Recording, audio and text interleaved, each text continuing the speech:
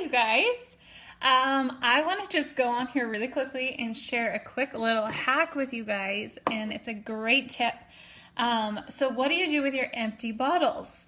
So when you get through a bottle of oil, the labels peel off really, really nice. This one, it left no residue, but I would say if there was residue, you could just use some lemon oil and get the sticker off.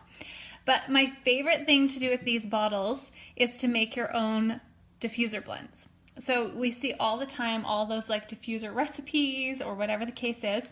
So this one I found, and it's called Aveda Spa Blend. So I'm going to tell you what's in it. So it had bergamot, and I did about 30 drops of each. And so what I love is then you have a big bottle, and then this can be beside your diffuser, and then right away you can add. So you're not like 5 drops, 3 drops, 2 drops, 6 drops, whatever, into your diffuser. It's already pre-mixed, ready to use. So in this blend, there's about 30 drops of each, but it's bergamot, frankincense, lavender, citrus fresh, which is like a great blend already, and marjoram. So total spa experience.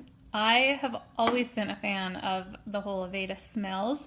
I just don't know if I trust everything that's in them. So we have not used it for years.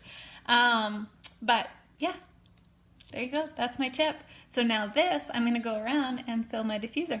So I hope you enjoyed that, and let me know what you think about that diffuser blend, or comment below some of your like must-haves.